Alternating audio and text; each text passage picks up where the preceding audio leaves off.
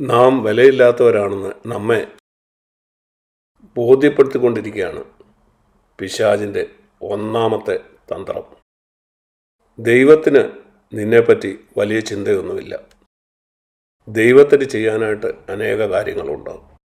നിന്റെ വ്യക്തിപരമായ ജീവിതത്തെപ്പറ്റിയോ കുടുംബജീവിതത്തെപ്പറ്റിയോ അവനൊരു ചിന്തയുമില്ല. ഇങ്ങനെ നാം ചിന്തിക്കുമ്പം നമ്മുടെ സുരക്ഷിതത്വം നാം പലപ്പോഴും ഭൗതിക കാര്യങ്ങളായിരിക്കും കണ്ടെത്തുന്നത്. അതുകൊണ്ടാണ് നാം പിശാചിൻ്റെ തന്ത്രങ്ങളെപ്പറ്റി അറിവുള്ളവരായിരിക്കണമെന്ന് ദൈവവചനം പറയുന്നത്.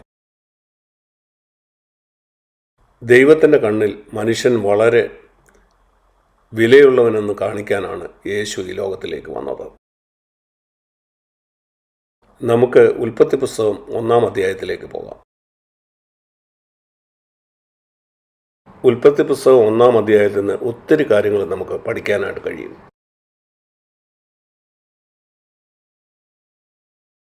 ഞാൻ സാധാരണ പറയുന്ന പോലെ നമുക്ക് അവിടെ നിന്ന് പഠിക്കാൻ കഴിയുന്ന ഒരു കാര്യം, എല്ലാ ദിവസവും ദൈവം ചില കാര്യങ്ങൾ പറഞ്ഞു.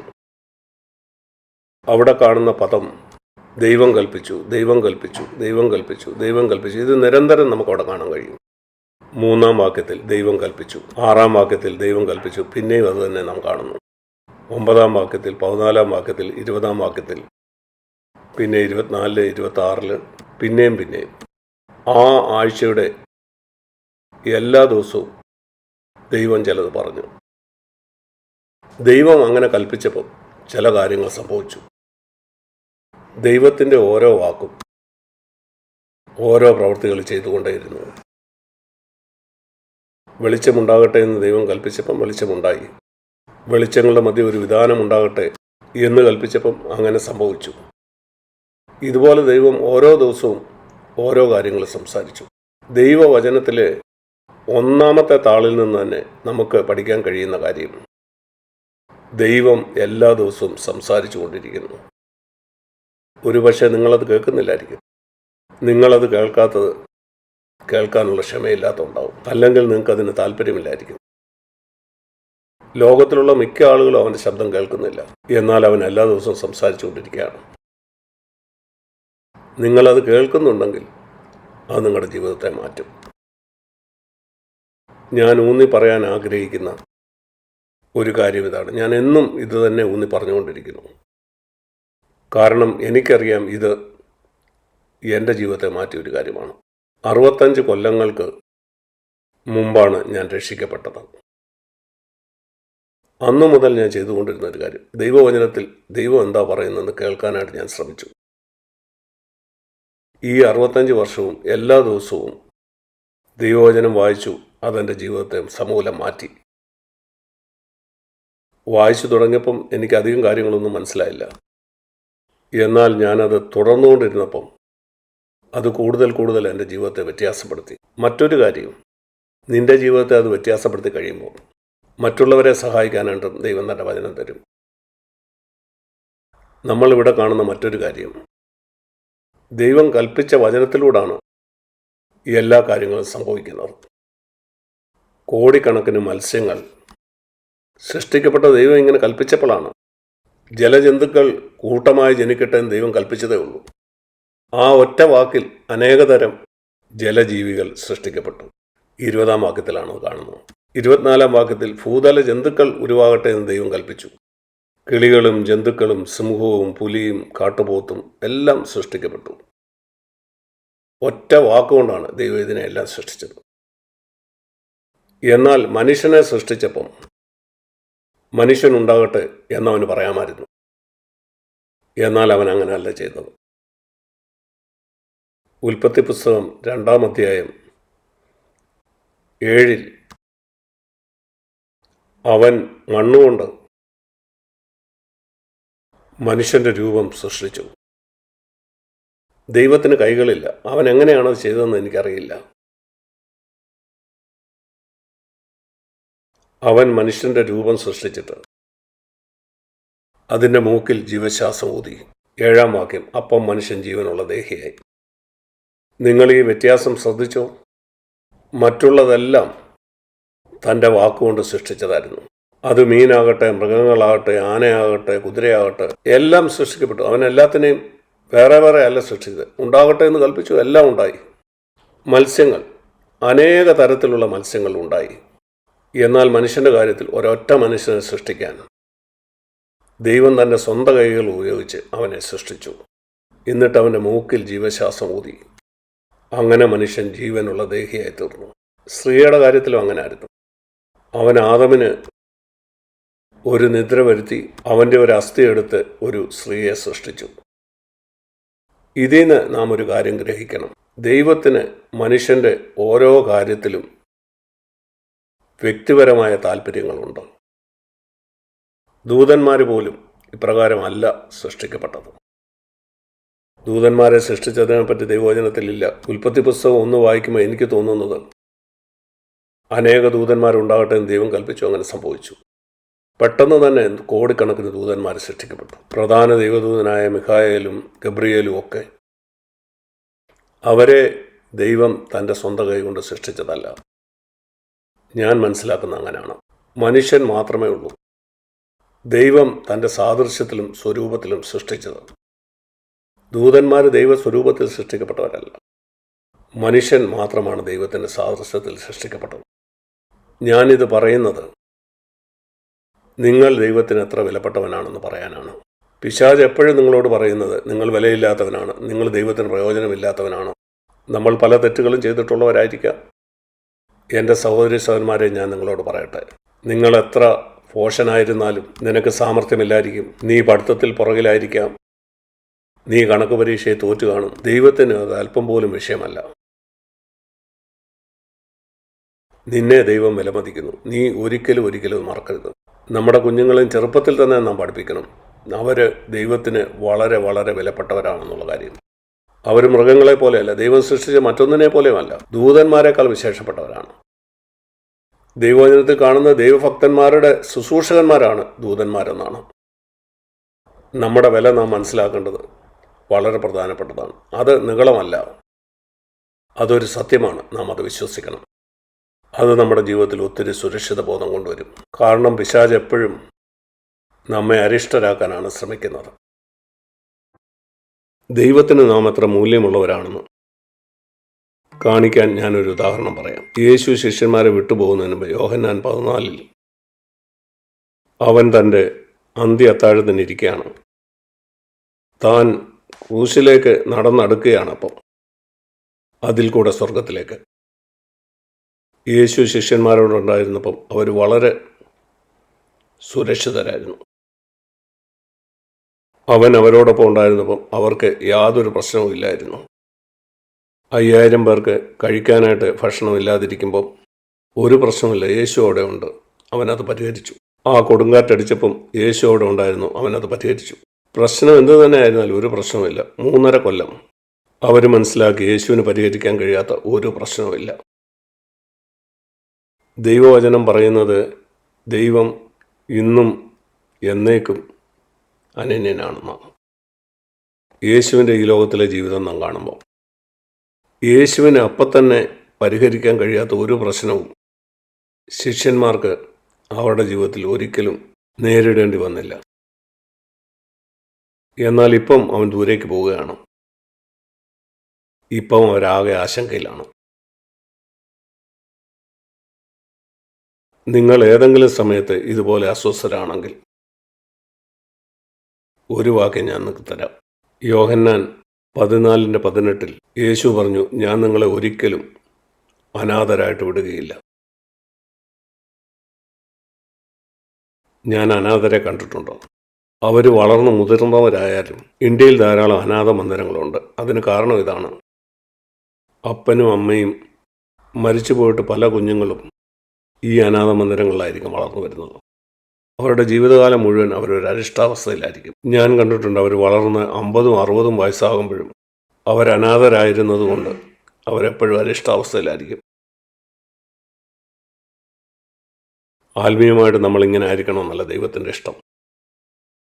അതുകൊണ്ട് യേശു അവരോട് പറഞ്ഞു, ഞാൻ നിങ്ങളെ അനാഥരായിട്ട് വിടുകയില്ല. ആത്മീയമായിട്ട് ഞാൻ നിങ്ങളെ അനാഥരാക്കുകയില്ല.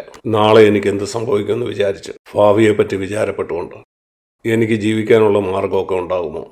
എനിക്ക് എൻ്റെ കുടുംബത്തെയും കുഞ്ഞുങ്ങളെയും ഒക്കെ നോക്കാനായിട്ട് കഴിയുമോ? ജോലി കിട്ടാനുള്ള സാധ്യത കുറഞ്ഞു വരികയാണല്ലോ. ലോകത്തിലുള്ള കാര്യങ്ങളുടെ വില ദിനം തോറും വർദ്ധിച്ച് വരികയാണ്. ഈ വചനം ഓർത്തിരിക്കാൻ, ഞാൻ നിന്നെ ഒരു നാളും അനാഥനായിട്ട് വിടുകയില്ല. ഇതിന് ദൈവം എന്ത് പരിഹാരമാണ് കണ്ടത്? യേശു അതിന് കണ്ട മാർഗം ചിന്തിക്കുക. യേശു അവർക്ക് മാതാവും പിതാവുമാണ്. അവനിപ്പോൾ പോവുകയാണ്. ഒരർത്ഥത്തിൽ അവർ അനാഥരായി. 14 അധ്യായത്തിൻ്റെ 16 വാക്യത്തിൽ യേശു അതിനൊരു പരിഹാരം പറയുകയാണ്. ഞാൻ പിതാവിനോട് ചോദിക്കും, അവൻ മറ്റൊരു കാര്യസ്ഥനെ എന്നേക്ക് നിങ്ങളോടുകൂടെ ഇരിക്കേണ്ടതിനയക്കും.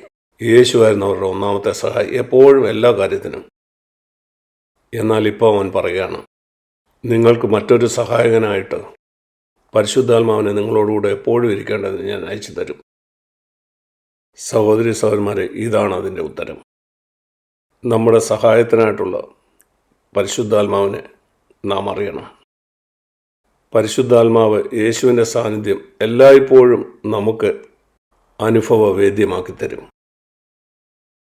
അതുകൊണ്ടാണ് നാം എപ്പോഴും പരിശുദ്ധാത്മാവോട് നിറയണമെന്ന് ദൈവവചനത്തിൽ എഴുതിയിരിക്കുന്നത്.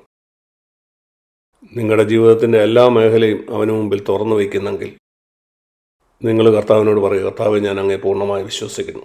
എൻ്റെ ജീവിതത്തിൻ്റെ എല്ലാ മേഖലയിലേക്കും അവിടുന്ന് കടന്നു വരണേ. ഞാൻ മാനസാന്തരപ്പെടേണ്ട ഏതെങ്കിലും കാര്യമുണ്ടെങ്കിൽ എന്നെ കാണിക്കണേ. പരിശുദ്ധാത്മാവ് നിങ്ങളോട് പറയുന്ന എല്ലാ കാര്യവും നിങ്ങൾ കേൾക്കുന്നവനാണെങ്കിൽ, അവൻ നിങ്ങൾ കൊടുത്തു തീർക്കേണ്ട കാര്യങ്ങൾ നിങ്ങളോട് പറയുമ്പോൾ നീ ഏറ്റുപറയേണ്ട പാവങ്ങൾ ഏറ്റുപറയുന്നെങ്കിൽ നിങ്ങളുടെ മുഴു ജീവിതത്തിൽ നിങ്ങൾ ഒരിക്കലും അരിഷ്ടനായിട്ട് ഇരിക്കേണ്ട വരത്തില്ല. അവന് പരിഹരിക്കാൻ കഴിയാത്ത ഒരു പ്രശ്നം ഉണ്ടായിരിക്കുകയില്ല. നീ ആവശ്യപ്പെടുന്നതെല്ലാം അവൻ തെറ്റില്ലായിരിക്കും. ഒരു നിർമ്മല മനസ്സാക്ഷിയോടെ നിങ്ങൾ ജീവിക്കുന്നെങ്കിൽ നിങ്ങളുടെ എല്ലാ പ്രാർത്ഥനയും ദൈവം മറുപടി തരും. നിങ്ങളുടെ എല്ലാ പ്രാർത്ഥനയ്ക്കും ദൈവം മറുപടി തരും എന്ന് പറഞ്ഞാൽ അതിൻ്റെ അർത്ഥം ഇതാണ്: എല്ലാത്തിനും അവൻ്റെ ഉത്തരം ശരിയെന്നായിരിക്കുകയില്ല. ഞാൻ സാധാരണ പറയാറുണ്ട്, പ്രാർത്ഥനയുടെ ഉത്തരം ട്രാഫിക് ലൈറ്റ് കാണുന്ന 3 വെളിച്ചം പോലാണ്. ദൈവത്തിൻ്റെ ട്രാഫിക് ലൈറ്റിലെ വെളിച്ചം എപ്പോഴും പ്രകാശിക്കുന്നുണ്ട്. ചിലപ്പോൾ അത് ചുവപ്പായിരിക്കും. നിന്റെ പ്രാർത്ഥനയ്ക്ക് ഇല്ല എന്നുള്ള ഉത്തരമാണ് ദൈവം അതിലൂടെ തരുന്നത്. ചിലപ്പോൾ അത് മഞ്ഞ വെളിച്ചമായിരിക്കും. അതിലൂടെ ദൈവം പറയുന്നത്, നിന്റെ പ്രാർത്ഥനയ്ക്ക് ഉത്തരം തരാൻ സമയമായിട്ടില്ല, അതിന് നീ അല്പം കൂടെ കാത്തിരിക്കണം. ചിലപ്പോൾ അത് പച്ചയായിരിക്കാം. ദൈവം അതിന് ഉത്തരം അപ്പം തന്നെ നൽകും. നിങ്ങളെല്ലാ ദിവസവും ട്രാഫിക്കിൽ ഈ ലൈറ്റ് കാണാറില്ലേ? അപ്പം നിങ്ങൾ ചിന്തിക്കുക, ഇങ്ങനെ തന്നെയാണ് ദൈവം നിങ്ങളോട് ഇടപെടാൻ ആഗ്രഹിക്കുന്നത്. ദൈവത്തിൻ്റെ ആ ട്രാഫിക് ലൈറ്റ് എപ്പോഴും പ്രവർത്തിച്ചുകൊണ്ടിരിക്കുകയാണ്. നിങ്ങളുടെ ഹൃദയത്തിൽ നിന്ന് ആത്മാർത്ഥമായി പ്രാർത്ഥിക്കുന്ന എല്ലാ പ്രാർത്ഥനയും ദൈവം മറുപടി തന്നുകൊണ്ടിരിക്കുകയാണ്. എൻ്റെ ജീവിതത്തിൽ നിന്ന് എനിക്ക് പറയാൻ കഴിയും. എല്ലാ പ്രാർത്ഥനയ്ക്കും ചിലപ്പോൾ അവൻ പറയും ഇല്ല എന്ന്. ഞാനത് തരില്ല, നിനക്ക് വേണ്ടി അത് ഞാൻ ചെയ്യില്ല, എനിക്കത് അത്യന്താപേക്ഷിതമാണെന്നായിരിക്കും ഞാൻ ചിന്തിക്കുന്നത്. ചില രോഗത്തിൽ നിന്നുള്ള സൗഖ്യം ദൈവം പറയും ഇല്ല. കർത്താവിൻ്റെ വലിയ അപ്പോസ്തലനായിരുന്ന പൗലോസിനെ പറ്റി നിങ്ങൾക്കറിയാമോ? സൗഖ്യത്തിനായിട്ട് അവൻ 3 പ്രാവശ്യം ദൈവത്തോട് പ്രാർത്ഥിച്ചു. ദൈവം പറഞ്ഞു ഇല്ല ഇല്ല ഇല്ല, ചുവന്ന ലൈറ്റ. അവൻ്റെ ജീവിതത്തിൽ ഒരിക്കലും അവൻ സൗഖ്യമായില്ല. ദൈവം അവനോട് പറഞ്ഞു എന്തുകൊണ്ടാണ് അവൻ്റെ പ്രാർത്ഥനയ്ക്ക് ഉത്തരം നൽകാത്തതെന്ന്. കാരണം ദൈവം പറഞ്ഞു, വളരെ ശക്തമായിട്ട് ഞാൻ നിന്നെ എൻ്റെ വേലയ്ക്കായിട്ട് ഉപയോഗിച്ചുകൊണ്ടിരിക്കുകയാണ്. നീ നിഗളിയാകാനുള്ള വലിയ അപകടത്തിലാണ്. അങ്ങനെ നീ നിഗളിയായി തീർന്നാൽ ആ നിഗളം കാരണം ഞാൻ നിന്റെ ശത്രുവായിത്തീരും. ദൈവം നിഗളികളോട് എതിർക്കുമെന്ന് നിങ്ങൾക്കറിയാമോ? ദൈവം നിഗളികളെ എതിർത്ത് നിൽക്കും. പൗലോസിനെ പോലെ വിശ്വസനായ ഒരാൾ നിഗളിയായി തീർന്നാൽ എന്ത് സംഭവിക്കും? ദൈവം അവനോട് എതിർത്ത് നിൽക്കുമോ? നിശ്ചയമായിട്ടും. ദൈവത്തിന് ആരോടും പക്ഷപാതമില്ല. ദൈവം നിഗളികളോട് എതിർത്ത് നിൽക്കുന്നത് ദൈവത്തിൻ്റെ ഒരു നിയമമാണ്, ഗുരുത്വാകർഷണം പോലെ. നിങ്ങൾ ലോകത്തിൻ്റെ എവിടെ പോയി ഒരു സാധനം താഴേക്ക് ഇട്ടാലും അത് താഴേക്ക് തന്നെ വീഴും. ലോകത്തിൽ എവിടെയാണെങ്കിലും ഒരു നിഗളിയെ ദൈവം കണ്ടാൽ, വിശ്വാസിയോ അവിശ്വാസിയോ, ദൈവം അവനോട് എതിർത്ത് നിൽക്കും. ദൈവം താഴ്മയുള്ളവർക്ക് കൃപ നൽകും. അതും ഒരു നിയമമാണ്. ലോകത്തിൽ എവിടെയാണെങ്കിലും നിങ്ങൾ താഴ്മയുള്ളവനാണെങ്കിൽ ദൈവം നിങ്ങൾക്ക് കൃപ തരും. അതറിയുന്ന എത്ര മനോഹരമാണ്. എനിക്ക് കൃപ ലഭിക്കാൻ ഞാൻ ഒരു കാര്യം മാത്രം ചെയ്താൽ മതി. ഞാൻ താഴ്മയുള്ളവനാണെന്ന് ഉറപ്പുവരുത്തുക. എൻ്റെ ഹൃദയത്തെ ശോധന ചെയ്യുക. കർത്താവ്, എൻ്റെ ഹൃദയത്തിൽ എവിടെയെങ്കിലും നിഗളമുണ്ടോ? അത് ഞാൻ നീക്കിക്കളഞ്ഞാൽ എനിക്ക് നിശ്ചയമായിട്ടും ഈ കാര്യം ഉറപ്പുവരുത്താം. ഏത് സാഹചര്യത്തിലും ആ പ്രശ്നം എന്തു തന്നെയായിരുന്നാലും എനിക്ക് ദൈവത്തിൽ നിന്ന് കൃപ ലഭിച്ചിരിക്കും. അതെനിക്ക് ലഭിക്കാതിരിക്കുന്നതിൻ്റെ ഒരേ ഒരു കാരണം, ഞാൻ ഏതോ കാര്യത്തിൽ നിഗളിയായി. നിഗളം പലതരത്തിൽ വരാം. നിങ്ങളെ മറ്റൊരാളുമായിട്ട് താരതമ്യം ചെയ്തിട്ട് അവനെ നിങ്ങൾ ചെറുതായിട്ട് കണ്ടാൽ, അവനേക്കാൾ നിങ്ങൾ മിടുക്കനോ സൗന്ദര്യമുള്ളവനോ സാമർഥ്യമുള്ളവനോ ആയിരിക്കാം. നിന്റെ കൃപ നിനക്ക് നഷ്ടപ്പെട്ടു. അതിനെന്താ വില? അതിനൊരു വിലയുമില്ല. ഒരിക്കലും മറ്റൊരാളുമായിട്ട് നിങ്ങളെ താരതമ്യപ്പെടുത്തരുത്. മറ്റുള്ളവരെ നിങ്ങളെക്കാൾ ശ്രേഷ്ഠനെന്ന് നിങ്ങൾ എണ്ണണം. ഇത് ദൈവത്തിൻ്റെ ചില നിയമങ്ങളാണ്. നിങ്ങൾക്കറിയാമോ, ഈ ലോകത്തിൽ ദൈവം വച്ചിരിക്കുന്ന ചില നിയമങ്ങൾ മനുഷ്യൻ കണ്ടെത്തി. ആ നിയമങ്ങൾ ഉപയോഗിച്ച് അതിൻ്റെ ഫലം അവർ കൊയ്യും. ഉദാഹരണത്തിന്, നദി എപ്പോഴും കീഴോട്ടാണ് ഒഴുകുന്നത്. മനുഷ്യൻ ഈ വെള്ളച്ചാട്ടത്തിന് താഴെ വലിയ വീലുകൾ ഉപയോഗിച്ച് അത് കറക്കിക്കൊണ്ടിരിക്കും. വെള്ളം വീണുകൊണ്ടിരിക്കുകയാണ്. അതിൻ്റെ ശക്തി കൊണ്ട് ആ വീലുകൾ കറക്കി അതിൽ നിന്ന് വൈദ്യുതി ഉൽപ്പാദിപ്പിക്കും. എത്ര അത്ഭുതകരമാണ്! ഈ നിയമങ്ങൾ ഉപയോഗിച്ച് മനുഷ്യൻ അതിൻ്റെ പ്രയോജനം കൊയ്യും. നിങ്ങൾ ദൈവത്തിൻ്റെ ആത്മീയ നിയമങ്ങൾ കണ്ടെത്തിയാൽ നിങ്ങൾക്ക് അത്ഭുതകരമായി ജീവിക്കാൻ കഴിയും. ഞാൻ കണ്ടെത്തിയ ഒരു ദൈവത്തിൻ്റെ വലിയ നിയമമാണ്, ദൈവം താഴ്മയുള്ളവർക്ക് എപ്പോഴും കൃപ നൽകും. ദൈവത്തിന് നമുക്ക് തരാൻ കഴിയുന്ന ഏറ്റവും ശക്തിയുള്ള കാര്യമാണ് ദൈവത്തിൻ്റെ കൃപ. കാരണം ദൈവവചനം പറയുന്നത്, നിങ്ങൾ കൃപയ്ക്ക് അധീനരാണെങ്കിൽ ഒരു പാപത്തിനും നിങ്ങളെ ജയിക്കാൻ കഴിയില്ല. നിങ്ങളുടെ ജീവിതത്തിൻ്റെ ലക്ഷ്യം പാപമില്ലാതെ ജീവിക്കുകയാണെങ്കിൽ ഇവിടെ ഇരിക്കുന്ന നിങ്ങളുടെ എല്ലാവരുടെയും ലക്ഷ്യം അതാണെന്ന് ഞാൻ വിശ്വസിക്കുന്നു. സത്യസന്ധമായി ഞാൻ നിങ്ങളോടൊരു സാക്ഷ്യം പറയാം. എൻ്റെ ശരീരത്തിലുള്ള രോഗത്തിൽ നിന്ന് സൗഖ്യം പ്രാപിക്കുന്നതിനേക്കാൾ പാപത്തിൽ നിന്ന് രക്ഷപ്പെടുന്നതിലാണ് എനിക്ക് കൂടുതൽ താല്പര്യം. രോഗത്തിൽ നിന്നുള്ള സൗഖ്യം നാം എല്ലാവരും ആഗ്രഹിക്കുന്നില്ല. രോഗം ആരും ഇഷ്ടപ്പെടുന്നില്ല. ഞാൻ പറയും, എനിക്ക് പാപം വേണ്ട. പാപം വേണോ രോഗം വേണോ എന്ന് എന്നോട് ചോദിച്ചാൽ ഞാൻ പറയും, പാപം വേണ്ട, എനിക്ക് പാപം ചെയ്യേണ്ട.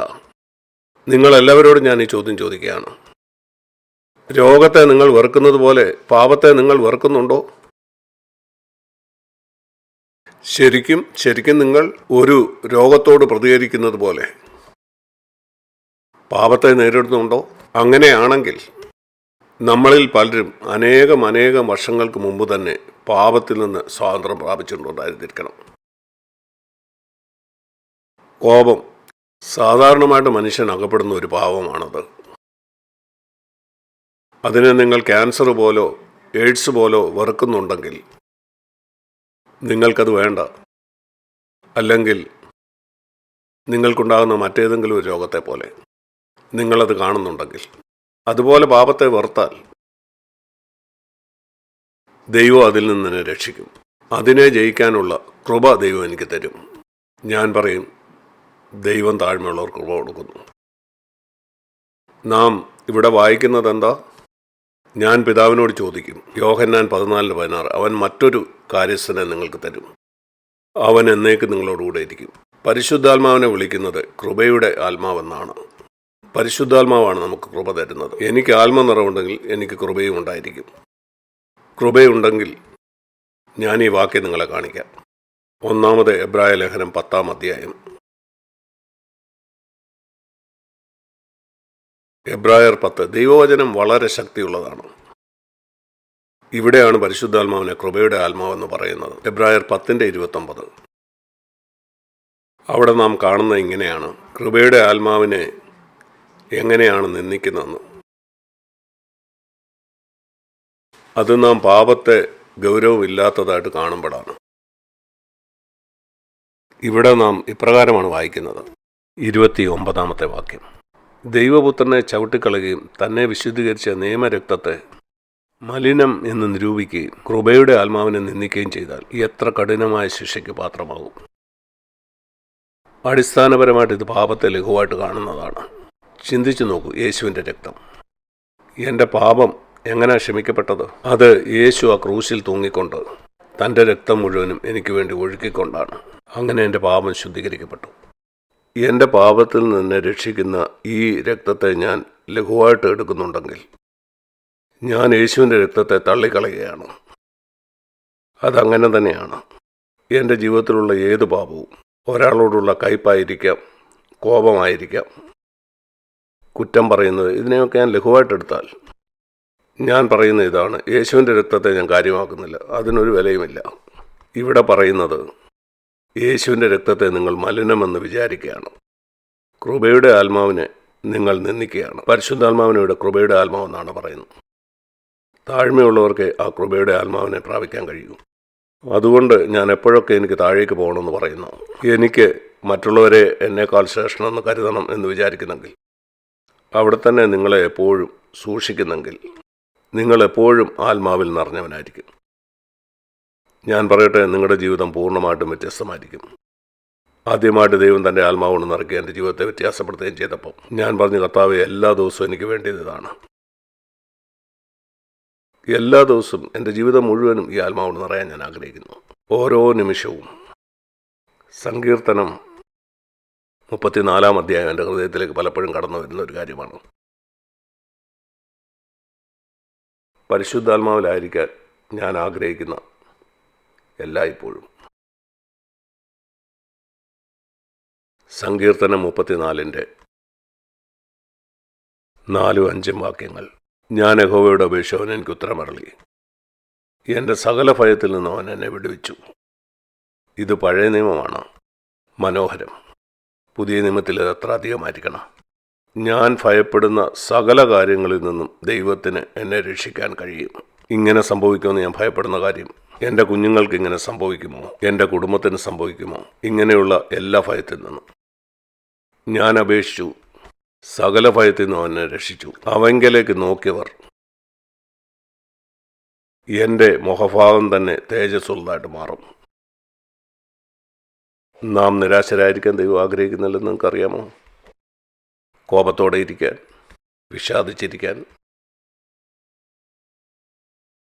ഞാൻ ചിന്തിക്കുന്നു, യേശുവിൻ്റെ മുഖം എപ്പോഴും പ്രകാശപൂർണ്ണമായിരുന്നു. യേശു വ്യസനപാത്രമായിരുന്നിട്ടും അവൻ മറ്റുള്ളവരുടെ ഭാരമാണ് വഹിച്ചത്, തൻ്റെ തന്നെ ആയിരുന്നില്ല. ഒരിക്കലുമല്ല.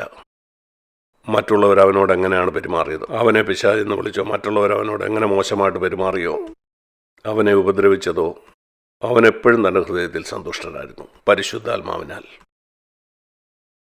അവനിലുണ്ടായിരുന്ന അതേ പരിശുദ്ധാത്മാവിനെ തന്നെയാണ് അവൻ നമുക്കും തന്നിരിക്കുന്നത്. അതുകൊണ്ട് പ്രിയ സഹോദരന്മാരെ, സഹോദരിമാരെ, ഇത് ഓർത്തിരിക്കുക. ഈ പരിശുദ്ധാത്മാവിനെ അവൻ നമുക്ക് തന്നിരിക്കുന്നത് എപ്പോഴും നാം ജയാളികളായിരിക്കാനാണ്. അതുകൊണ്ട് ആത്മാവിൽ നിറയേണ്ടത് വളരെ പ്രധാനമാണ്. നമുക്ക് എഫേസ്യ ലേഖനം 5-ാം അധ്യായത്തിലേക്ക് പോകാം.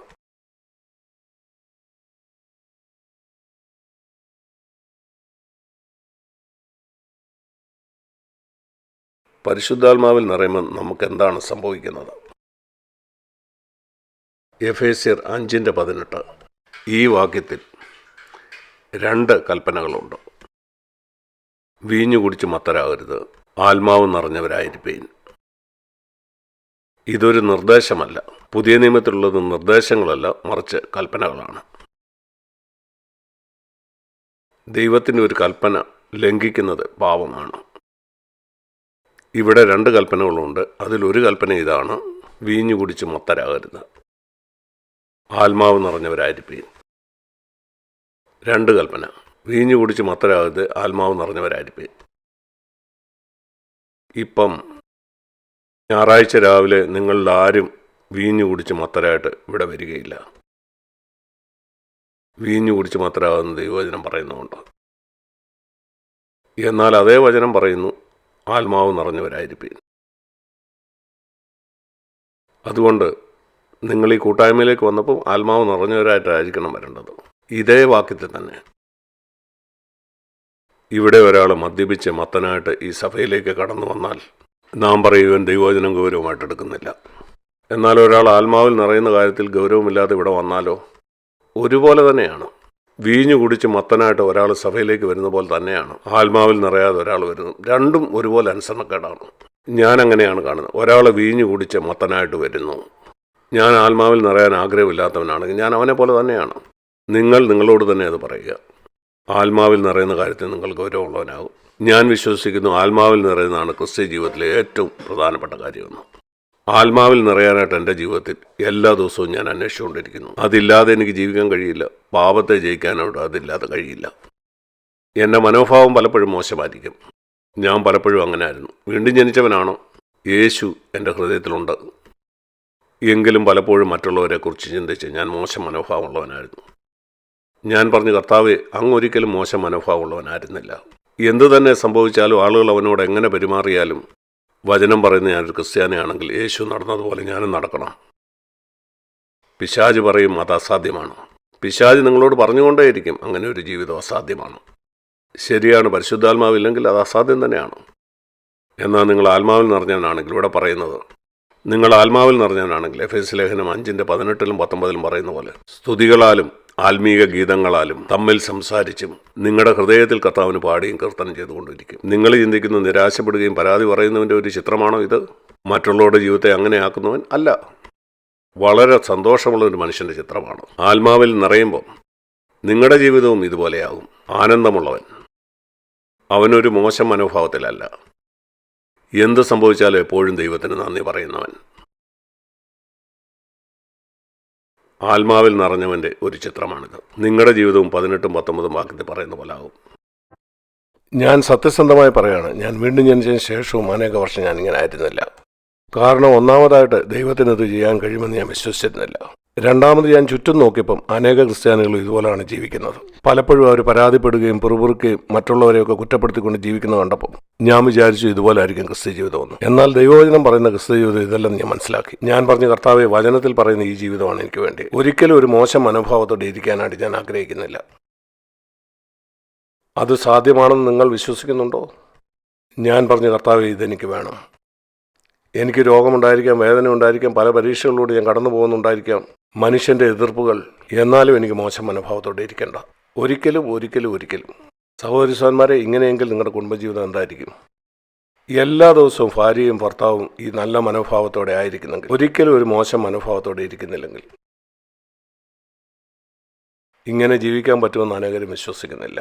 ഇങ്ങനെ ജീവിക്കാൻ കഴിയില്ലെന്നാണ് നിങ്ങൾ പറയുന്നതെങ്കിൽ, ദൈവം പറയുന്നത് നിങ്ങളുടെ വിശ്വാസം പോലെ നിങ്ങൾക്ക് ഭവിക്കുമെന്നാണ്. നിങ്ങൾക്കിത് അസാധ്യമായിരിക്കും. എന്നാൽ ഇത് സാധ്യമാണെന്ന് വിശ്വസിക്കുന്ന മറ്റേ ആൾ, അവനോടും ദൈവം പറയും നിൻ്റെ വിശ്വാസം പോലെ നിനക്ക് ഭവിക്കട്ടെ, അവനത് സാധ്യമാകും.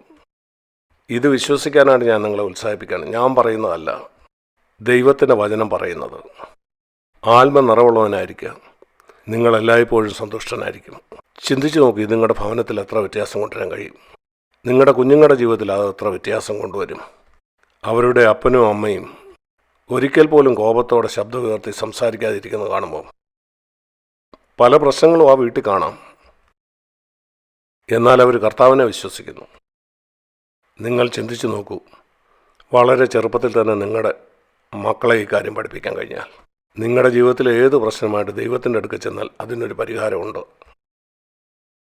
ഞാൻ ഓർക്കുന്ന ബാംഗ്ലൂരിലുണ്ടായിരുന്ന വളരെ ദരിദ്രമായിട്ടുള്ളൊരു കുടുംബത്തെ പറ്റി. വിശ്വാസികളാണ്.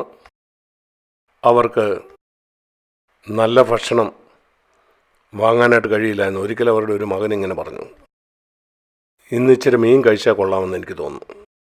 മീൻ കഴിച്ചിട്ട് എത്രയോ നാളുകളായി. അവൻ്റെ അമ്മ പറഞ്ഞു, നീ എന്തുകൊണ്ട് ദൈവത്തോട് ചോദിക്കുന്നില്ല? മീൻ തരാനായിട്ട് നമ്മൾ ദൈവത്തോട് പ്രാർത്ഥിച്ചാലോ?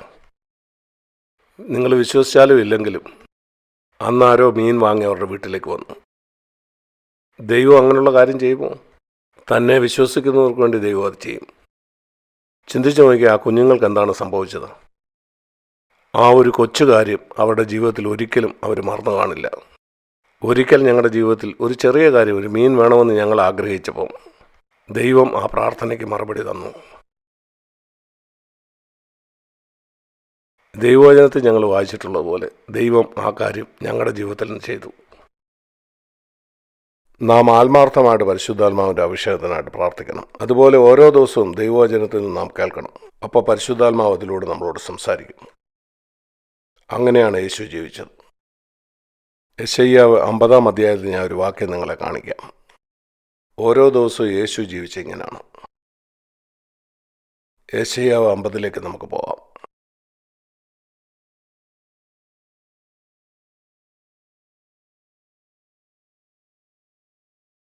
എല്ലാ ദിവസവും നാം നമ്മുടെ നാക്ക് ഉപയോഗിക്കും. എന്നും നാം ഉപയോഗിക്കുന്ന ശരീരത്തിലെ ഒരു അവയവമാണ്. രോഗിയായി നാം കിടക്കയിലായാൽ പോലും. ഇവിടെ യേശുവിനെ പറ്റി നാം വായിക്കുന്നത് 4-ാമത്തെ വാക്യം, കർത്താവ് എനിക്ക് ശിഷ്യന്മാരുടെ നാവ് തന്നിരിക്കുന്നു. ഈ നാവ് കൊണ്ട് എനിക്ക് മറ്റുള്ളവരെ ഉത്സാഹിപ്പിക്കാൻ കഴിയും. തളർന്നിരിക്കുന്നതിന് ഒരു വാക്കുകൊണ്ട്. ഇതെങ്ങനെയാണ് കിട്ടുന്നത്? അതിൻ്റെ അവസാന ഭാഗത്ത് അനേക വർഷങ്ങളായിട്ട് ഈ വാക്യം എൻ്റെ ഹൃദയത്തിൽ വരാറുണ്ട്. അവൻ രാവിലെ തോറും ഉണർത്തുന്നു. ഞാൻ വീണ്ടും ജനിച്ചപ്പോൾ തന്നെ എന്നോട് ഇതാരെങ്കിലും പറഞ്ഞിരുന്നെങ്കിൽ അനേക വർഷങ്ങൾ ഞാനിത് മനസ്സിലാക്കിയില്ല. അനേക വർഷങ്ങളായിട്ട് ഞാനിത് ഗൗരവത്തിലെടുക്കുന്നു. ഞാൻ രാവിലെ തോറും ഉണരുന്നത് എൻ്റെ സ്വർഗീയ പിതാവ് എന്നെ ഉണർത്തുന്നതാണ്. അങ്ങനെ രാവിലെ ഞാൻ ഉണരുമ്പം ആ വാക്യത്തിൻ്റെ അവസാന ഭാഗത്ത് അവൻ എൻ്റെ ചെവിയെ ഉണർത്തുന്നു. എൻ്റെ ഹൃദയത്തിൽ ഒരു ചെവിയുണ്ട്. പുറമേ കാണുന്ന ഈ ചെവിയല്ല, ഈ പുറമേ കാണുന്ന ചെവി പോലെ എൻ്റെ ഹൃദയത്തിലെ ചെവിക്ക് ദൈവത്തിൻ്റെ ശബ്ദം കേൾക്കാൻ കഴിയും. അങ്ങനെ എന്നെ അവൻ രാവിലെ ഉണർത്തുമ്പോൾ, ഇത് യേശു തന്നെ പറയുന്നതാണ്, എൻ്റെ പിതാവ് എന്നെ രാവിലെ ഉണർത്തുന്നു, അപ്പം കേൾക്കാനായിട്ട് അവൻ എൻ്റെ ചെവിയെ ഉണർത്തുന്നു. ഇപ്പം കുറച്ച് നാളായിട്ട് ഞാൻ ചെയ്തുകൊണ്ടിരിക്കുന്ന ഒരു കാര്യം അത് തന്നെയാണ്. ഞാൻ ഉണർന്നാൽ ഉടനെ തന്നെ ആ കട്ടിലിൽ നിന്ന് എഴുന്നേൽക്കയില്ല. ഞാൻ പറയും, ഡാഡി നിനക്ക് എന്നോട് എന്തെങ്കിലും പറയാനുണ്ടോ? എനിക്കത് കേൾക്കണം. ഞാൻ ചിന്തിക്കുന്നു, അനേക വിശ്വാസികളുടെ പ്രാർത്ഥനാ ജീവിതവും യേശുവിൻ്റെ പ്രാർത്ഥനാ ജീവിതവും തമ്മിലുള്ള വ്യത്യാസം ഇതാണ്. ചിലപ്പം ദീർഘനേരം യേശു പോയി പ്രാർത്ഥിച്ചുകൊണ്ടിരിക്കാറുണ്ട്. അത് യേശു സംസാരിച്ചു കൊണ്ടിരിക്കുകയല്ല, നമ്മൾ പ്രാർത്ഥിക്കുമ്പോൾ നമ്മൾ പറഞ്ഞുകൊണ്ടേയിരിക്കുകയാണ്. ഞാൻ ചിന്തിക്കുന്നു, യേശു കേട്ടുകൊണ്ടിരിക്കുകയായിരുന്നു. കേൾക്കേണ്ടതിനെ അവൻ എൻ്റെ ചെവിയെ ഉണർത്തുന്നു. അതാണ് പ്രാർത്ഥനയുടെ ഏറ്റവും പ്രധാനപ്പെട്ട ഭാഗം. നാം ആത്മാവ് കൊണ്ട് നിറഞ്ഞാൽ ദൈവം നമ്മളോട് സംസാരിക്കുന്ന നമുക്ക് കേൾക്കാൻ കഴിയും. നിങ്ങളെ എല്ലാവരെയും കുഞ്ഞുങ്ങളെ പോലെ ഞാൻ ഉത്സാഹിപ്പിക്കുന്നു. ആത്മാവ് കൊണ്ട് നിറയ്ക്കാനായിട്ട് നിങ്ങൾ യേശുവിനോട് പ്രാർത്ഥിക്കുക. ദൈവം സംസാരിക്കുന്ന കേൾക്കുന്ന ഒരു ചെവി നിങ്ങൾക്ക് ലഭിക്കേണ്ടതിനായിട്ട്. ഇതുതന്നെയാണ് വേദപുസ്തകത്തിൻ്റെ ആദ്യ താളുകൾ മറിക്കുമ്പം നാം കാണുന്ന കാര്യം. അവിടെ 1-ാം ദിവസം ദൈവം സംസാരിക്കുന്നു, 2-ാം ദിവസം, 3-ാം ദിവസം ദൈവം സംസാരിക്കുമ്പോഴൊക്കെ എന്തെങ്കിലും അവിടെ സംഭവിക്കുന്നുണ്ട്. നമ്മളോടും എല്ലാ ദിവസവും ദൈവം സംസാരിക്കാൻ ആഗ്രഹിക്കുന്നു. രാവിലെ തോറും അവൻ എന്നെ ഉണർത്തുന്നു. എല്ലാ ദിവസവും ഉൽപ്പത്തി പുസ്തകം 1-ാം അധ്യായത്തിലെ പോലെ എല്ലാ ദിവസവും ദൈവം എന്നോട് സംസാരിക്കാൻ ആഗ്രഹിക്കുന്നു. രാവിലെ ദൈവം എന്നെ ഉണർത്തുന്നു, എന്തോ സംഭവിക്കുന്നു. ഉൽപ്പത്തി പുസ്തകത്തിലെ പോലെ 2-ാം ദിവസവും അവൻ എന്നെ ഉണർത്തുന്നു, ചിലതെന്നോട് പറയുന്നു, ചിലത് സംഭവിക്കുന്നു. ഇങ്ങനെയാണ് നമ്മുടെ ക്രിസ്ത്യ ജീവിതം നടത്തണമെന്ന് ദൈവം ആഗ്രഹിക്കുന്നത്. പുറത്തെന്തോ അത്ഭുതകരമായ കാര്യം സംഭവിച്ചു എന്നല്ല, എൻ്റെ ഉള്ളിലെന്തോ സംഭവിച്ചു. ആ ദിവസം ഞാൻ കടന്നു പോകാൻ കഴിയുന്ന ഏതോ പരീക്ഷ ജയിക്കാനുള്ള ശക്തി എൻ്റെ ഉള്ളിൽ തന്നു. ആ ശക്തി എനിക്ക് ലഭിച്ചതുകൊണ്ട് ഞാൻ അതിൽ കൂടെ പോയപ്പോൾ ഞാൻ നിരാശപ്പെട്ടില്ല. ഞാനവിടെ യേശുവിനെ നോക്കിയപ്പം വചനം പറയുന്ന പോലെ എൻ്റെ മുഖം പ്രകാശിതമായി. ഞാനവൻ്റെ ശബ്ദം കേട്ടപ്പം എൻ്റെ ഹൃദയത്തിൽ ശക്തി ലഭിച്ചു. അതുകൊണ്ട് ഞാൻ പൂർണ്ണ സ്വതന്ത്രനായി. ആ മോശം മനോഭാവത്തിൽ നിന്ന് അനേക നാളുകൾക്ക് മുമ്പ് ഞാനൊരു തീരുമാനമെടുത്തു. എനിക്കൊരിക്കലും ഒരു മോശം മനോഭാവത്തോടുകൂടെ ആയിരിക്കണ്ട, ഒരിക്കൽ പോലും. എൻ്റെ പ്രിയ സഹോദരി സഹോദരന്മാരെ, അതിനുവേണ്ടി 10 കൊല്ലം എടുത്താലും നിങ്ങൾ അവിടെ തന്നെ എത്തിച്ചേരണം. കർത്താവിനോട് പറയുക, അവിടുത്തെ ആത്മാവ് കൊണ്ട് എന്നെ നിറച്ച് ഞങ്ങളുടെ ആത്മാവിൽ പ്രകാശമുള്ളവരാക്കി ഞങ്ങളെ തീർക്കണേ എന്ന്. രാവിലെ തോറും അവൻ എൻ്റെ ചെവിയെ ഉണർത്തി എന്നോട് സംസാരിക്കുന്നു. അവൻ എന്നോട് സംസാരിക്കുമ്പോൾ എനിക്ക് ദൈവവചനം ലഭിക്കും. അവൻ എനിക്കൊരു ശിഷ്യൻ്റെ നാവ് തന്നതുകൊണ്ട് അന്ന് ഞാൻ കണ്ടുമുട്ടുന്ന ഒരാളെ എനിക്ക് ഉത്സാഹിപ്പിക്കാനായിട്ട് കഴിയും. ദൈവം അബ്രഹാമിനോട് പറഞ്ഞു, ഞാൻ നിന്നെ അനുഗ്രഹിക്കും, നീ ഒരു അനുഗ്രഹ വിഷയമാകും. ദൈവത്തിൻ്റെ അനുഗ്രഹത്തിൻ്റെ ഒരു ലക്ഷണമാണത്. മറ്റുള്ളവർക്ക് നാം ഒരു അനുഗ്രഹമാകും. നമുക്ക് ഗലാത്യ ലേഖനം 3-ാം അധ്യായത്തിലേക്ക് പോകാം. ഗലാത്യ ലേഖനം 3-ാം അധ്യായത്തിൽ നമ്മൾ കാണുന്നത് ക്രിസ്തു നമുക്ക് വേണ്ടി ഒരു ശാപമായി തീർന്നതാണ്. നമ്മൾ പലരും അത് ചിന്തിക്കുന്നില്ല. നാം ചിന്തിക്കുന്നത് യേശു നമ്മുടെ പാപത്തിനായിട്ട് മരിക്കുന്നു, ക്രിസ്തു പിശാചിനെ കാൽവറിയിൽ തോൽപ്പിക്കുന്നു. സത്യമാണ്. അവൻ ക്രൂശിൽ നമ്മുടെ പാപം വഹിച്ചു, പിശാചിനെ അവിടെ തോൽപ്പിച്ചു. അതുമാത്രമല്ല അവിടെ സംഭവിച്ചത്. ഗലാത്യർ 3:13 എന്താ വായിക്കുന്നത്? ക്രിസ്തു നമുക്ക് വേണ്ടി ഒരു ശാപമായി തീർന്നു. കാരണം പഴയ നിയമത്തിൽ ഇപ്രകാരം നാം വായിക്കുന്നുണ്ട്, മരത്തിൽ തൂങ്ങുന്നവനെല്ലാം ശപിക്കപ്പെട്ടവനെന്ന്. അതുകൊണ്ടാണ് യേശു മറ്റൊരു തരത്തിലും മരിക്കാതിരുന്നത്. മറ്റു തരത്തിൽ അവന് മരിക്കാമായിരുന്നു, എന്നാൽ അവനൊരു മരത്തിൽ തൂങ്ങി. എന്നാൽ പഴയ നിയമത്തിലെ വചനപ്രകാരം അങ്ങനെ മാത്രമേ യേശുവിനൊരു ശാപമായി തീരാൻ കഴിയത്തുള്ളായിരുന്നു. മരത്തിൽ തൂങ്ങപ്പെട്ടവനായിട്ട് യേശു മരിച്ചപ്പം അവൻ നമുക്ക് വേണ്ടി ഒരു ശാപമായി തീരുകയായിരുന്നു. അതുകൊണ്ട് യേശു യാഥാർത്ഥ്യത്തിൽ നമുക്ക് വേണ്ടി ഒരു ശാപമായി തീർന്നു. എന്തിനായിരുന്നു അത്? യേശു എന്തിനാണ് ക്രൂശിൽ തൻ്റെ രക്തമൊഴുക്കിയത്? നമ്മുടെ പാപങ്ങൾ ക്ഷമിക്കപ്പെടാൻ വേണ്ടി. എന്തുകൊണ്ടാണ് അവൻ നമുക്ക് വേണ്ടി ഒരു ശാപമായി തീർന്നത്? അതിൻ്റെ ഉത്തരവ് ഇവിടെ കാണാൻ കഴിയും. മരത്തിൽ തൂങ്ങുന്നവനെല്ലാം ശപിക്കപ്പെട്ടവൻ എന്ന് എഴുതിയിരിക്കുന്നത് പോലെ ഇതാണ് അതിന് കാരണം. അതെന്താണ്? അബ്രഹാമിൻ്റെ അനുഗ്രഹം, യേശുക്രിസ്തുവിൽ അബ്രഹാമിൻ്റെ അനുഗ്രഹം നമുക്ക് ലഭിക്കേണ്ടതിനാണ്. അതിനാണ് ആത്മാവിൻ്റെ വാഗ്ദാനം നമുക്ക് തന്നിരിക്കുന്നത്. ഇത് ആത്മാവിൽ നിറയുന്നതിനെ പറ്റിയാണ് പറയുന്നത്. കാരണം യേശു നമുക്ക് വേണ്ടി ഒരു ശാപമായി തീർന്നു. അതിൻ്റെ ഉദ്ദേശം അബ്രഹാമിൻ്റെ അനുഗ്രഹം എനിക്ക് തരേണ്ടതിനാണ്. അതിനാണ് എനിക്ക് പരിശുദ്ധാത്മാവിനെ തന്നത്. അതുകൊണ്ട് ആദ്യം അബ്രഹാമിൻ്റെ അനുഗ്രഹം എന്താണെന്ന് ഞാൻ നിങ്ങളെ കാണിച്ചു തരാം. വചനത്തോട് ചേർത്ത് ഞാൻ പഠിച്ചപ്പോൾ അതെന്നെ ഒത്തിരി ഉത്സാഹിപ്പിച്ചു. തന്നെ ഉത്സാഹത്തോടെ അന്വേഷിക്കുന്നവർക്കാണ് അവൻ പ്രതിഫലം നൽകുന്നത്. ഉത്സാഹത്തോടെ വചനം പഠിക്കുന്നവരും അനുഗ്രഹിക്കപ്പെടാനിടയാവും. ഉൽപ്പത്തി 12 അബ്രഹാമിൻ്റെ അനുഗ്രഹത്തെപ്പറ്റി പറയുന്നത് ഇങ്ങനെയാണ്. 2-ാം വാക്യം, ആ വാക്യത്തിൻ്റെ അവസാന ഭാഗത്ത് 2 വാക്യങ്ങൾ. ഞാൻ നിന്നെ അനുഗ്രഹിക്കും, നീ ഒരനുഗ്രഹമായിരിക്കും. ഞാൻ നിന്നെ അനുഗ്രഹിക്കും, നീ ഒരനുഗ്രഹമായിരിക്കും. എന്താണ് നാം ഗലാത്യലേഖനത്തിൽ വായിച്ചത്? യേശു ക്രൂശിൽ തൂങ്ങി ഒരു ശാപമായി തീർന്നത് ഈ അനുഗ്രഹം എനിക്ക് നൽകാൻ വേണ്ടിയാണ്. ഞാൻ അബ്രഹാമിൽ നിന്ന് ജഡപ്രകാരം ജനിച്ച ഒരാളല്ല.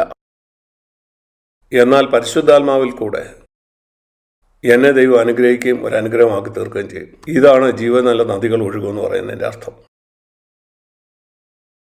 അതുകൊണ്ട് എനിക്ക് നിങ്ങൾ എല്ലാവരോടും പറയാനുള്ളത്, നിങ്ങൾ നിങ്ങളെ തന്നെ എത്ര ചെറിയവരായിട്ട് കാണുന്നുണ്ടെങ്കിലും പിശാച് പലതരത്തിൽ നിങ്ങളോട് പറയുന്നുണ്ടായിരിക്കും നിനക്കൊരു വിലയുമില്ലെന്ന്, മോശക്കാരനാണ്. എന്നാൽ ഈ വാക്യം നിങ്ങൾ നിങ്ങൾക്കായിട്ട് എടുക്കുമോ? യേശു നിങ്ങൾക്ക് വേണ്ടി ഒരു ശാപമായത്. ഈ വാക്യം നിങ്ങൾക്കായിട്ട് എടുക്കുക. യേശു കർത്താവേ, നീ എനിക്ക് വേണ്ടി ഒരു ശാപമായി തീർന്നു. അതുകൊണ്ട് പരിശുദ്ധാത്മാവിലൂടെ ഈ അനുഗ്രഹം എൻ്റേതായി തീർന്നു. ഒന്നാമത്, നീ എന്നെ അനുഗ്രഹിക്കും, എന്നെ ഒരു അനുഗ്രഹമാക്കും. പരിശുദ്ധാത്മാവ് എൻ്റെ ഉള്ളിൽ വന്ന് എന്നെ അനുഗ്രഹിക്കും. അവിടുത്തെ ശബ്ദം കേൾക്കാൻ എന്നെ സഹായിക്കും. എൻ്റെ ജീവിതത്തിലുള്ള പാപത്തെ ജയിക്കാനായിട്ട് അവിടുന്ന് എന്നെ സഹായിക്കും. എൻ്റെ മോശം മനോഭാവം മാറ്റി എന്നെ പ്രകാശമുള്ളവനാക്കി തീർക്കും. എൻ്റെ മുഖം പ്രകാശിക്കും. അങ്ങനെ ഒരിക്കലും ഒരു സാഹചര്യത്തെപ്പറ്റി ഞാൻ പരാതിപ്പെടുന്നവനാകുകയില്ല. എപ്പോഴും നന്ദി പറയുന്നവനായിരിക്കും. അതുപോലെ മറ്റുള്ളവർക്ക് ഞാനൊരു അനുഗ്രഹമായിരിക്കും. ഈ ലോകത്തിലുള്ള അനേകരും മറ്റുള്ളവർക്കൊരു ശല്യമായിട്ടാണ് ജീവിക്കുന്നത്, മറ്റുള്ളവർക്കൊരു ശാപമായിട്ട്. എന്നാൽ ദൈവം എന്നെ ഒരു അനുഗ്രഹമാക്കും. ഞാൻ വിശ്വസിക്കുന്ന ക്രിസ്ത്യാനി എന്ന് പറയുന്ന ഓരോരുത്തരും, നമ്മുടെ കുഞ്ഞുങ്ങൾ പോലും വളർന്നു വരേണ്ടത് മറ്റുള്ളവർക്കൊരു അനുഗ്രഹമായിട്ടാണ്. നിങ്ങളുടെ വിശ്വാസം പോലെ നിങ്ങൾക്ക് ഭവിക്കും. വിശ്വാസത്തോടെ കർത്താവിൻ്റെ അടുത്ത് വന്ന്, ഇത് കർത്താവ്, ഇതിൻ്റെ വാഗ്ദാനമാണ്, ഇതെൻ്റെ ജീവിതത്തിൽ എനിക്ക് സത്യമാണ്, ഞാൻ വിശ്വസിക്കുന്നു, ഇത് പരമാർത്ഥതയോടെ നിങ്ങൾ അന്വേഷിക്കുന്നെങ്കിൽ ഇത് നിങ്ങളുടെ ജീവിതത്തിൽ സത്യമാവും. ഞാൻ പലപ്പോഴും പറയാറുള്ളത്, ദൈവവചനം നമുക്ക് തരുന്നത് ഒരു കാര്യത്തിന് വേണ്ടിയാണ്. ഇപ്പം നമ്മളായിരിക്കുന്ന നിലയിൽ നമ്മളെ ഉയർത്താൻ. ഒരു ഞായറാഴ്ച മീറ്റിങ്ങിൽ നിന്ന് വരുമ്പം നിങ്ങൾ പറയേണ്ട, കർത്താവ്, ഇന്ന് ഞാൻ വന്നതിനേക്കാൾ ഉയർന്ന ഒരു നിലയിൽ എനിക്ക് തിരിച്ചു പോകണം. വെളിപാട് പുസ്തകം 4-ാം അധ്യായത്തിൻ്റെ 1-ാം വാക്യത്തിൽ പറയുന്ന വാക്യം എനിക്ക് വളരെ ഇഷ്ടമാണ്. ഇവിടെ കയറി വരിക. ഞാൻ ദൈവവചനം കേൾക്കുമ്പോൾ ഞാൻ ഇത് കേൾക്കണം, ഇവിടെ കയറി വരിക. ഇന്ന് ഈ വചനം കേട്ട നിങ്ങൾക്ക് എല്ലാവർക്കും ദൈവം തരുന്ന ഒരു ക്ഷണമാണത്. ദൈവം പറയുന്നത്, ഞാൻ നിങ്ങളെ ഉയർത്താൻ ആഗ്രഹിക്കുന്നു. ഇതുവരെയും നിങ്ങളായിരുന്ന ആ അവസ്ഥയിൽ നിന്ന് പരിശുദ്ധാത്മാവിനാൽ അവൻ നിങ്ങളെ ഉയർത്തും. അവൻ നിങ്ങളെ അനാഥരായിട്ട് വിട്ടിട്ട് പോകുന്നവനല്ല. എനിക്ക് പരിഹരിക്കാൻ പറ്റാത്ത ഏത് പ്രശ്നമാണ് വരുന്നതെന്ന് ആശ്ചര്യപ്പെട്ട് നിങ്ങൾ ജീവിക്കണ്ട. ഭാവിയിൽ നിങ്ങൾക്ക് സംഭവിക്കാൻ പോകുന്ന ഏത് കാര്യമായിക്കോട്ടെ, അത് എന്തു തന്നെ ആയിരുന്നാലും നിങ്ങൾ കർത്താവിനോട് പറയുക, കർത്താവേ, ഞാനും എൻ്റെ കുടുംബവും ഞങ്ങൾ വിശ്വസിക്കുന്നു, നീ ഞങ്ങളെ അനുഗ്രഹിക്കുകയും മറ്റുള്ളവർക്ക് അനുഗ്രഹമാക്കി തീർക്കുകയും ചെയ്യും. ഞങ്ങളുടെ എല്ലാ സാഹചര്യത്തിലും നീ ഞങ്ങൾക്കായിട്ട് കരുതും. ഞങ്ങളുടെ എല്ലാ ആവശ്യങ്ങളും സ്വർഗീയ പിതാവിൻ്റെ സമ്പത്തിനൊത്തവണ്ണം പൂർണ്ണമായിട്ടും തീർത്തു തരും. ഇതുപോലെയുള്ള ദൈവത്തിൻ്റെ വാഗ്ദാനങ്ങൾ നമ്മൾ മുറുകെ പിടിക്കേണ്ടതുണ്ട്. കാരണം വരും ദിവസങ്ങളിൽ നമുക്കിത് ആവശ്യം വരും. ദൈവവചനം പറയുന്ന അനേക ദുർഘട സമയങ്ങൾ നമുക്ക് മുന്നിൽ വരാനായിട്ട് പോവുകയാണ്. ഈ ലോകം അധികമധികം മോശമായിട്ട് വന്നുകൊണ്ടിരിക്കും. അതുകൊണ്ട് ഇതുപോലുള്ള വാഗ്ദാനങ്ങൾ നാം മുറുകെ പിടിക്കണം.